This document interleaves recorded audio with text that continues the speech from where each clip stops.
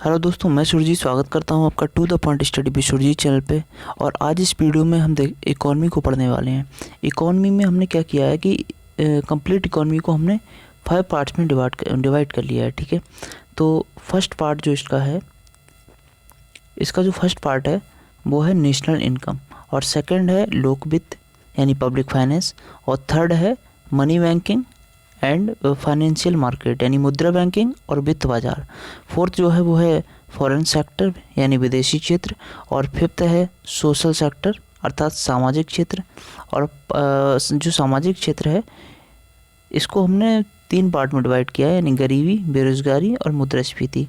ये जो डिवाइडेशन है ये यूपीएससी और यूपीपीसीएस प्री के सिलेबस के हिसाब से हमने डिवाइड किया है। तो फर्स्ट हमारा जो लेक्चर रहेगा वो राष्ट्रीय आय से संबंधित रहेगा। इसमें हम जीडीपी और जीएनपी, एनएनपी ये सब महत्वपूर्ण अवधारणाओं को समझेंगे। तो आइए स्टार्ट करते हैं। ये मेरे खुद के हैंडरिटन नोट्स हैं जो है। तो फर्स्ट देखेंगे हम राष्ट्रीय आय। राष्ट्रीय आय और उत्पाद, नेशनल इनकम एंड प्रोडक्ट। इसमें देखते हैं क्या है राष्ट्रीय आय। किसी भी देश में उपलब्ध सीमित आर्थिक संसाधनों के बेहतर जो किसी भी देश में आर्थिक संसाधन जो होते हैं उनके बेहतर उपयोग के बारे में पता लगाने तथा लोगों को मिलने वाले आर्थिक कल्याण की जानकारी देने के लिए राष्ट्रीय आय और उत्पाद का अध्ययन किया जाता है। ठीक है, राष्ट्रीय आय का और उत्पाद का अध्ययन किया जाता है। किसी भी देश में उपलब्ध जो सीमित आर्थिक संसाधन हैं इनके बेहतर उपयोग के बारे में पता लगाने तथा लोगों को मिलने वाले आर्थिक कल्याण की जानकारी देने के लिए राष्ट्रीय आय का जो है अध्ययन करते हैं हम लोग। अब देखेंगे आर्थिक संसाधन जो हैं वो उत्पादन करने की क्षमता को दर्शाते हैं। ठीक है, उत्पादन करने की क्षमता किस पर निर्भर करती है? आर्थिक संसाधनों पर। जितने आर्थिक संसाधन होंगे उसी तरह से हम उत्पादन कर सकेंगे। नेक्स्ट देखते हैं राष्ट्रीय आय और उत्पादन से जुड़ी कुछ महत्वपूर्ण अवधारणाएं। इसमें फर्स्ट है जीडीपी यानी ग्रॉस डोमेस्टिक प्रोडक्ट, सकल घरेलू उत्पाद।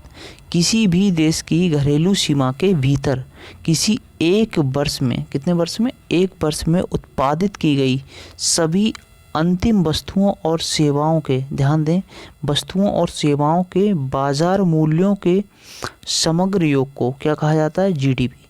कोई देश है उसकी घरेलू सीमा के भीतर, सिर्फ घरेलू सीमा में रहना है हमें, उस घरेलू सीमा के भीतर एक वर्ष में, किसी एक वित्तीय वर्ष में उत्पादित की गई जितनी भी अंतिम वस्तुएं हैं, ये गुड्स हैं और सर्विसेज हैं, इनके बाजार मूल्य का समग्र जो योग होता है, जो टोटल होता है, उसको कहते हैं जीडीपी। एक बात ध्यान देना है कि जीडीपी में एफडीआई भी सम्मिलित होता है। मैंने यहाँ लिख रखा जीडीपी में एफडीआई को भी शामिल किया जाता है, क्योंकि वो होता तो हमारी घरेलू सीमा के भीतर ही है ना। तो घरेलू सीमा के भीतर जो भी इन्वेस्टमेंट हो रहा है, जो भी फाइनल प्रोडक्ट्स निकल के आ रहे हैं, सर्विसेज हो रही हैं, उन सबका जो योग है उसको कहा जाता है जीडीपी। नेक्स्ट देखेंगे जीडीपी की उपयुक्त परिभाषा को ध्यान में रखते हुए इसकी मुख्य बातों को निम्न बिंदुओं द्वारा अभिव्यक्त किया जा सकता है। तो जीडीपी को हम निम्न बिंदुओं से समझेंगे। पॉइंट नंबर ए है जीडीपी में केवल उसी उत्पादन को सम्मिलित किया जाएगा जो देश की घरेलू सीमा में हुआ हो। जो देश की घरेलू सीमा में हुआ होगा उसी को सम्मिलित किया जाएगा, भले ही उस उत्पादन में एफडीआई की भूमिका हो। मतलब एफडीआई को भी अगर इंक्लूड कर लिया जाए तो वो भी जीडीपी के अंतर्गत ही आएगा। ठीक है, लेकिन शर्त यही है कि घरेलू सीमा के अंतर्गत हुआ हो। इसी प्रकार यदि भारत के संसाधन जैसे सॉफ्टवेयर इंजीनियर जो हैं वो अन्य राष्ट्रों में जैसे यूएसए में उत्पादन में योगदान करते हैं तो उनका योगदान भारत की जीडीपी में सम्मिलित नहीं होगा। जैसे भारत का कोई सॉफ्टवेयर इंजीनियर है और वो यूएसए में जॉब करता है, तो जो भी उत्पादन कर रहा है, जो भी अपनी सर्विसेज दे रहा है वहाँ पे, तो वो भारत की जीडीपी में हम सम्मिलित नहीं करेंगे। ठीक है, और नेक्स्ट बी पॉइंट है, नेक्स्ट पॉइंट है उत्पादन के अंतर्गत सभी वस्तुओं अथवा सेवाओं को ध्यान में नहीं रखा जाएगा। ठीक है, नहीं रखा जाएगा। उत्पादन के अंतर्गत सभी वस्तुओं अथवा सेवाओं को ध्यान में नहीं रखा जाएगा, केवल अंतिम वस्तुओं को ध्यान में रखा जाएगा। मतलब ऐसा नहीं है कि आपने मान लो जैसे मोबाइल बना रहे हो तो मोबाइल में क्या है कि बहुत सारी चिप्स वगैरह अंदर इस्तेमाल होता है, बहुत सारे सॉफ्टवेयर, तो उसमें आप एक एक का रेट नहीं लगाएंगे, बल्कि एक अंतिम वस्तु जो बन के आई उसके मूल्य को ध्यान में रखा जाएगा, ठीक है, फाइनल, जिससे बार बार उस प्राइस को हम काउंट ना करें। जब एक फाइनल प्रोडक्ट बन जाएगा तो उस प्रोडक्ट का जो प्राइस होगा उसको हम लिखेंगे जीडीपी में, तो केवल अंतिम वस्तुओं को ध्यान में रखा जाएगा। जैसे इसमें एग्जांपल भी दिया है मैंने कि स्मार्टफोन के उत्पादन को ध्यान में रखा जाएगा, ना कि इस्तेमाल होने वाले पार्ट्स को। इसका कारण ये है कि स्मार्टफोन के मूल्य में पार्ट्स का मूल्य जुड़ा रहता है। पार्ट्स आदि का कोई स्टॉक है तो उसका मूल्यांकन अलग से कर लिया जाएगा। मतलब अगर मान लो कि ऐसा है कि मोबाइल तो बन गए लेकिन फिर भी स्टॉक बचा है, तो उसका मूल्यांकन अलग से कर लिया जाएगा, ठीक है, जो स्टॉक बचा है उसका। और जो बन चुके हैं उसके पार्ट्स को इंक्लूड नहीं किया जाएगा उसमें, क्योंकि उसका मोबाइल के फाइनल रेट में जीडीपी में वो जुड़ जाएगा। यदि अंतिम वस्तुओं को ध्यान में नहीं रखना है तथा सभी प्रकार की वस्तुओं को सम्मिलित करना है, तो इसका एक विकल्प ये है कि उत्पादन की विभिन्न अवस्थाओं पर किए जा रहे मूल्य संवर्धन को आपस में जोड़ दिया जाए।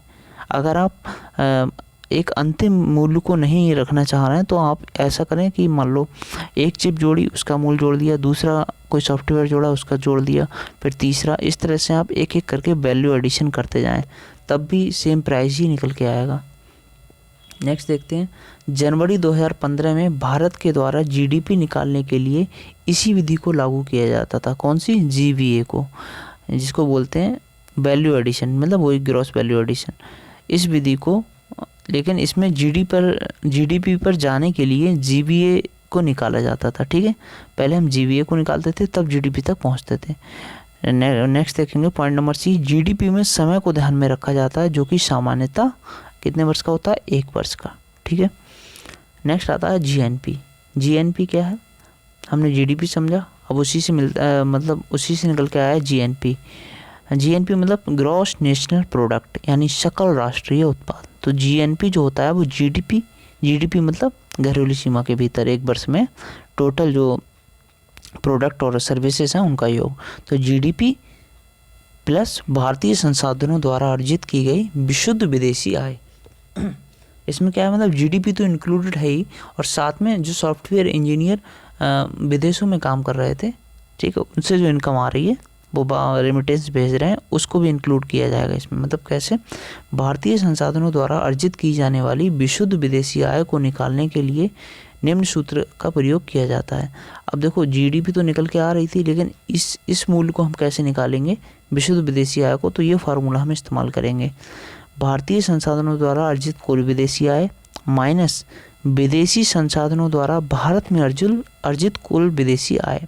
मतलब कोई इंडियन सिटीजन है और वो विदेश में जॉब कर रहा है, वो पैसा हमारा भारत आ रहा है, उसका टोटल करेंगे, और जो विदेश में कोई अपने विदेशी जो है वो अपने भारत में कोई जॉब कर रहा है तो उसका पैसा माइनस करेंगे, तब निकल के आएगा विशुद्ध विदेशी आय।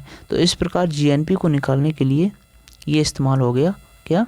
जीडीपी, और प्लस क्या होगा इसमें, जो सॉफ्टवेयर इंजीनियर विदेश में जॉब कर रहा है उसका पैसा जुड़ेगा, और माइनस क्या हो जाएगा, जो आउटगोइंग इनकम, जो विदेशी हमारे इंडिया में जॉब कर रहा है उसकी इनकम को माइनस कर देंगे, तब जो निकल के आ जाएगी हमारी सकल राष्ट्रीय उत्पाद निकल के आ जाएगा, यानी ग्रॉस नेशनल प्रोडक्ट जीएनपी। विदेशी आय के अंतर्गत संसाधनों द्वारा रचित आय को ध्यान में रखा जाता है। जो विदेशी आय है उसके अंतर्गत संसाधनों के द्वारा जो रचित आय होती है उसको ध्यान में रखा जाता है। आयात निर्यात से इसका कोई संबंध नहीं होता। ऐसा नहीं है जो आयात निर्यात को भी ऐड कर लो, आयात निर्यात से इसका कोई रिलेशन नहीं है। इसमें सिर्फ आय, इनकम से संबंध है कि कोई जो जॉब कर रहा है बंदा, वो कितनी इनकम गेन कर रहा है, ठीक है, उसी को प्लस माइनस करते हैं। आयात निर्यात से कोई संबंध नहीं है। आयात निर्यात से इसका कोई संबंध नहीं होता, क्योंकि ये वस्तुओं से जुड़े होते हैं, ये जो है वस्तुओं से जुड़े होते हैं, और वस्तु को हम जीडीपी में जोड़ चुके होते हैं पहले ही, ठीक है। ये ध्यान देने योग्य है कि जीएनपी जीडीपी में कुछ अंतर होता है जो साधन आय से जुड़ा होता है, ठीक है, जो साधन आय से जुड़ा होता है ये हमने समझ लिया। यदि साधन आय के स्तर में कोई बदलाव नहीं हो तो जीडीपी में होने वाले परिवर्तन समान दिशा में जीएनपी में परिवर्तन करेंगे। इसके अलावा इस बात को भी ध्यान में रखना होगा कि एक देश का राष्ट्रीय उत्पादन मुख्य रूप से उसकी घरेलू सीमा के भीतर ही होगा। इस प्रकार ये कहा जा सकता है कि जीएनपी एंड जीडीपी में बड़ा अंतर नहीं होता है और इन्हें एक दूसरे से अलग नहीं समझा जाना चाहिए। संक्षिप्त में ये कहा जा सकता है कि जीएनपी कुछ समायोजनों के साथ जीडीपी है। ठीक है, अगर जीएनपी को देखा जाए तो वो थोड़ा बहुत चेंजेस के साथ जीडीपी ही है, बस इतना अंतर आ जाता है कि जीएनपी में हम जो है अपने देश का कोई नागरिक है वो विदेश में जॉब कर रहा है उसकी इनकम को जोड़ देते हैं और जो विदेशी इंडिया में जॉब कर रहा है उसकी इनकम को कटा देते हैं। ठीक है, नेक्स्ट है कि दुनिया में भारत समेत लगभग सभी राष्ट्र जो हैं वो ग्रोथ आदि को मापने के लिए जीडीपी का प्रयोग करते हैं।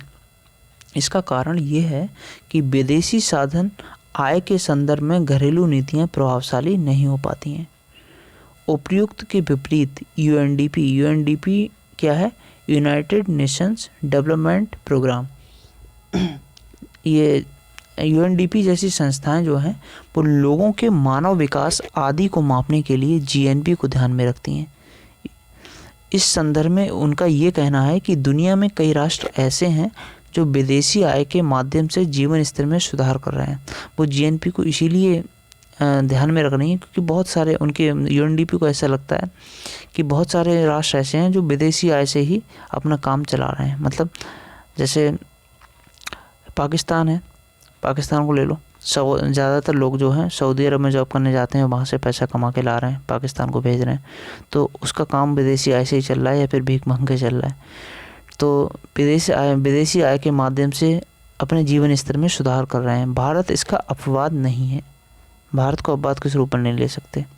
वर्तमान में भारत दुनिया में सर्वाधिक मात्रा में प्राइवेट रेमिटेंस प्राप्त करने वाला राष्ट्र है। भारत में भी ऐसा होता है कि लोग बाहर जॉब करने जाते हैं और इस टाइम भारत जो है दुनिया का सर्वाधिक मात्रा में प्राइवेट रेमिटेंस प्राप्त करता है। नेक्स्ट देखेंगे, जोसेफ स्टिग्लिट्ज के अनुसार जब से राष्ट्रों द्वारा जीडीपी को जीएनपी के स्थान पर एक संकेतक के रूप में इस्तेमाल किया जा रहा है, तब से एक महत्वपूर्ण पहलू को छिपाने की कोशिश की जा रही है। वह यह है कि बहुराष्ट्रीय कंपनियों की भूमिका को सकारात्मक रूप से दिखाया जा रहा है। ठीक है, ये दिखाया जा रहा है क्योंकि उनका जीडीपी बढ़ता है, उनके कारण जो है जीडीपी बढ़ता है। लेकिन इस बात को नहीं भुलाया जाना चाहिए कि मुनाफों आदि के रूप में बहुराष्ट्रीय कंपनियों द्वारा संसाधनों पर नियंत्रण किया जाता है। इसके रेफरेंस में हम प्राइस ऑफ इनइक्वलिटी को ले सकते हैं। नेक्स्ट है एनएनपी, विशुद्ध निवल राष्ट्रीय उत्पाद। एनएनपी फुल फॉर्म है इसका net national product. NNP equal to GNP minus depreciation.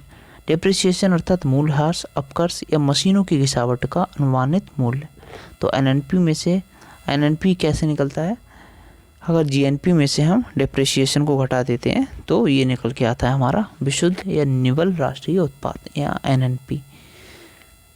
तो सैद्धांतिक रूप से एनएनपी या एनडीपी की अवधारणा जीएनपी या जीडीपी की तुलना में अच्छी होती है। क्यों? क्योंकि एनएनपी एनडीपी में मशीनों की घिसावट को समायोजित कर दिया जाता है।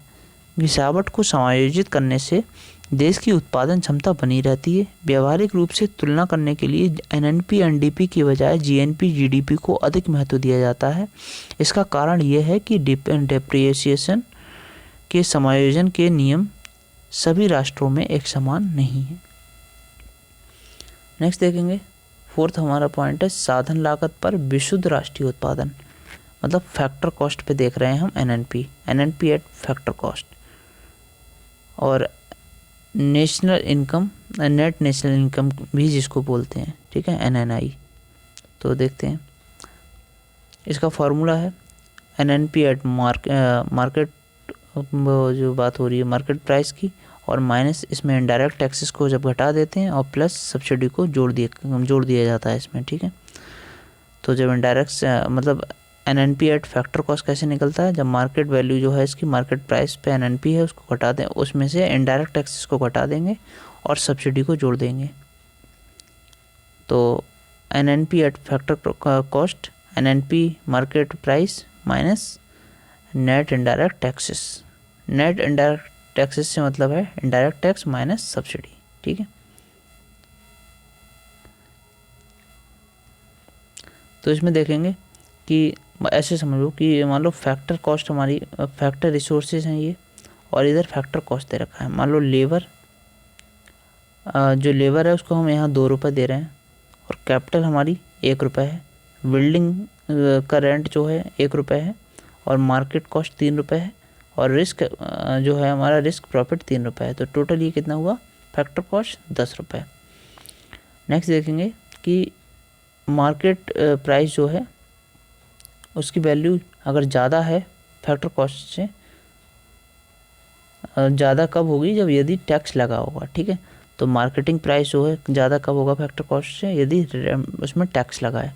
और मार्केटिंग प्राइस कम कब होगा फैक्टर कॉस्ट से, यदि सब्सिडी लगा है। तो सब्सिडी लगा होगा तो फैक्टर कॉस्ट ज़्यादा होगा हमेशा, और सब्सिडी नहीं लगा होगा, टैक्स लगा होगा उसमें, तो मार्केटिंग प्राइस ज़्यादा होगा। नेक्स्ट थर्ड पॉइंट है कि अगर दोनों बराबर कब होंगे, जब यदि टैक्स और सब्सिडी दोनों नहीं है। नेक्स्ट देखेंगे पीसीआई, पर कैपिटा इनकम, प्रति व्यक्ति आय। पीसीआई क्या होती है, नेशनल इनकम बटे पॉपुलेशन, राष्ट्रीय आय बटे जनसंख्या। ये नोट करके लिखा हुआ है कि किसी भी देश के लोगों को मिलने वाले आर्थिक कल्याण के बारे में पता लगाने के लिए और राष्ट्रीय आय से जुड़ी हुई सभी अवधारणाओं में पीसीआई को सर्वाधिक महत्व दिया जाता है। यूपीपीसीएस पीटी में क्वेश्चन पूछा गया था। तो ये ध्यान देने योग्य है कि राष्ट्रीय आय का कुल निरपेक्ष स्तर जीवन स्तर के संदर्भ में अधिक महत्व नहीं रखता है। ये भी देखना होगा कि संबंधित राष्ट्र में जनसंख्या कितनी है।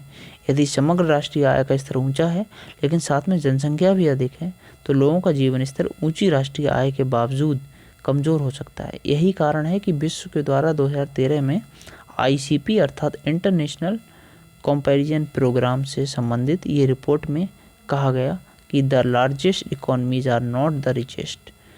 ठीक है, क्यों? क्योंकि जनसंख्या ज़्यादा है और मान लो इनकम हाई है, जैसे राष्ट्रीय आय ज़्यादा है और इनकम भी हाई है, राष्ट्रीय आय ज़्यादा है और पॉपुलेशन भी ज़्यादा है, तो ये ज़रूरी नहीं है कि वो देश जो है ज़्यादा रिच होगा, क्योंकि इसमें लिखा है द लार्जेस्ट इकोनॉमी जो है आर नॉट द रिचेस्ट।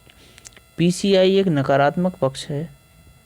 जो पीसीआई है इसका नकारात्मक पक्ष ये है कि इससे विषमताओं का पता नहीं लग पाता है। इसके अलावा इससे किसी राष्ट्र के लोगों की क्वालिटी ऑफ लाइफ के बारे में ठीक से पता नहीं लग पाता है। यही कारण है कि यूएनडीपी के द्वारा एचडीआई अर्थात ह्यूमन डेवलपमेंट इंडेक्स की अवधारणा को दिया गया। नेक्स्ट है ग्रीन जीडीपी। तो व्हाट इज़ ग्रीन जीडीपी? जब जीडीपी माइनस जीडीपी को उत्पादित करने के क्रम में पर्यावरण को पहुंची हुई अनुमानित क्षति का मौद्रिक मूल्य, ये जब माइनस कर दिया जाता है जीडीपी में से तो निकल के आती है हमारी हरी भरी जीडीपी। ठीक है, नेक्स्ट देखेंगे जीएनएच। ये क्या है? ग्रॉस नेशनल हैप्पीनेस, सकल राष्ट्रीय खुशहाली। ये अवधारणा 1972 में भूटान नरेश के द्वारा दी गई। इस अवधारणा में निम्न बातों का समावेश किया गया। कौन कौन सी अवधारणा है? सस्टेनेबल डेवलपमेंट, सतत विकास हो रहा है तब सकल राष्ट्रीय खुशहाली आएगी। कंजर्वेशन ऑफ एनवायरनमेंट, पर्यावरण संरक्षण को भी ध्यान में रखा जाता है। प्रिजर्वेशन ऑफ कल्चरल वैल्यूज, सांस्कृतिक मूल्यों का संरक्षण। और नेक्स्ट है गुड गवर्नेंस, सुशासन। तो सुशासन के साथ सब कुछ अगर डेवलपमेंट वगैरह हो रहा है तो सकल राष्ट्रीय खुशहाली आएगी।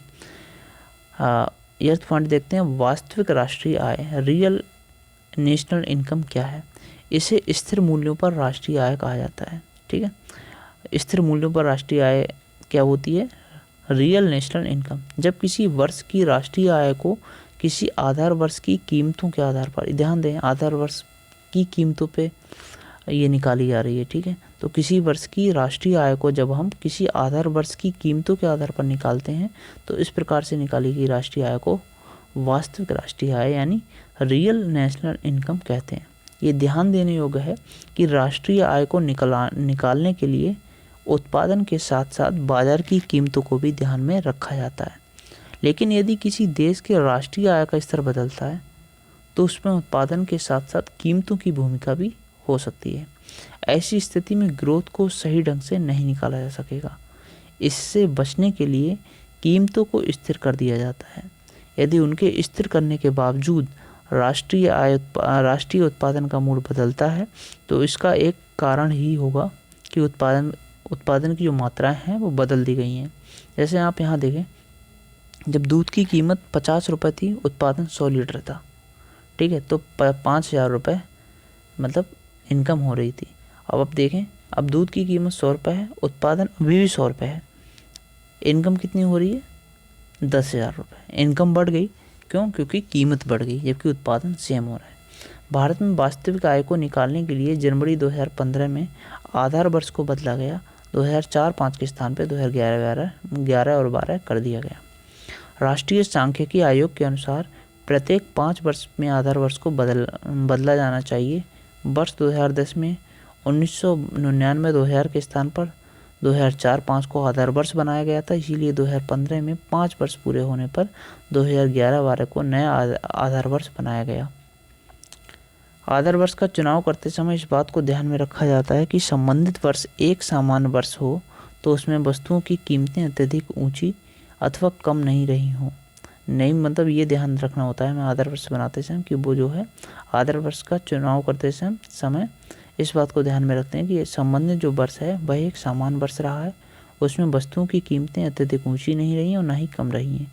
नई वस्तुओं का उत्पादन होने से ये ज़रूरी होता है कि अधिक पुरानी आधार वर्ष का प्रयोग नहीं किया जाए तथा उसे बदल दिया जाए। नेक्स्ट पॉइंट है मौद्रिक राष्ट्रीय आय यानी नॉमिनल नेशनल इनकम। जब किसी भी वर्ष की राष्ट्रीय आय को आधार वर्ष के मूल्यों पर निकालने के बजाय उसी वर्ष की कीमतों के आधार पर निकाला जाता है। जब हम कोई आधार वर्ष को ना फिक्स करें और बल्कि उसी जो ईयर चल रहा है उसी वर्ष की कीमतों के आधार पर अगर हम निकालें तो इस राष्ट्रीय आय को कहते हैं मौद्रिक राष्ट्रीय आय। इसे प्रचलित मूल्यों, चालू मूल्यों पर राष्ट्रीय आय भी कहा जाता है।